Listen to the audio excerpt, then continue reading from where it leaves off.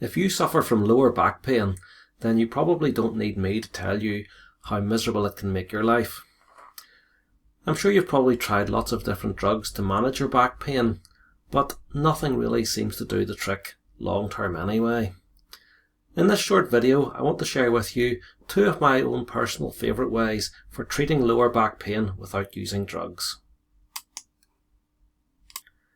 The first way I used to treat my back pain is exercise, and there are two different ways that you can use exercise to treat lower back pain. The first type of exercise I want to mention is stretching exercises, and in fact there are two different ways that I can use stretching exercises to manage my back pain. The first is yoga, and the second is Pilates. Yoga is a spiritual type stretching exercise which gives you relaxation as well as promoting flexibility and movement in your back. Pilates, on the other hand, tends to increase your core strength, and both of these methods are great for managing your back pain. The second type of exercise which is good for relieving back pain is cardio exercise, and my three favourite forms of cardio exercise would be walking, cycling and swimming. Now, for all forms of cardio exercise to be effective at relieving back pain, you have to get yourself out of breath and you have to exercise to a moderate extent at least. And the reason that this helps to manage your back pain is because it helps your body to release its own natural painkillers called endorphins.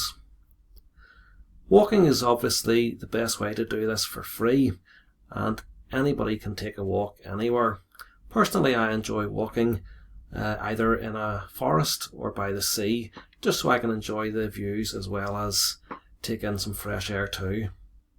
Cycling is another good way to relieve back pain, but be careful what type of bike you use. Some people find that using a standard bike puts extra strain on their back and it's not suitable. For this reason, I like to use the type of exercise bike you see in the picture. And this is what's called a recumbent exercise bike. Most gyms have these, and it allows you to cycle for a good period of time without placing any extra strain on your back.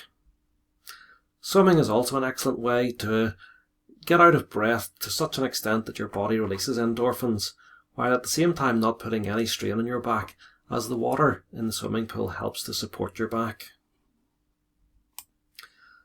The other way that I find incredibly effective for relieving back pain is to get a massage. Now, there are two different types of massage which I have used and found effective for relieving back pain.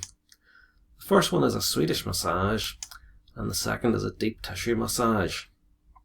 A Swedish massage tends to be a more gentle all-over massage, which again helps to release your body's natural painkillers, those endorphins.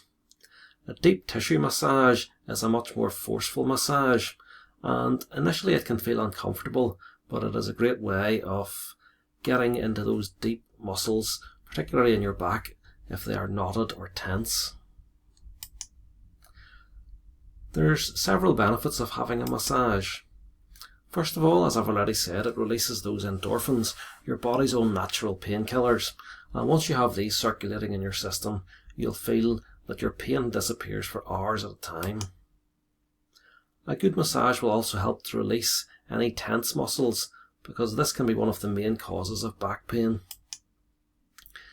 If your back pain is due to an injury, a good massage will help to relax those injured muscles, ease spasms, and help the healing process in the muscles.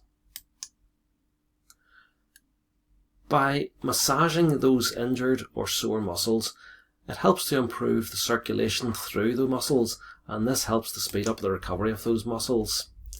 It also helps to reduce scar tissue formation, because whenever you have an injury, scar tissue forms where normal tissue used to be, and if you have too much scar tissue, then this can be a source of long-term back pain. So by getting a good massage shortly after the injury, you can help to reduce the scar tissue from forming.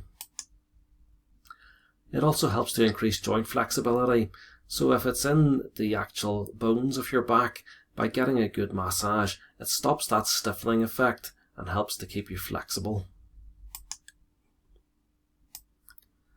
So exercise and massage are two of my favourite ways for relieving back pain, but there are many more ways of relieving all forms of pain, and you don't need to use painkillers to do it.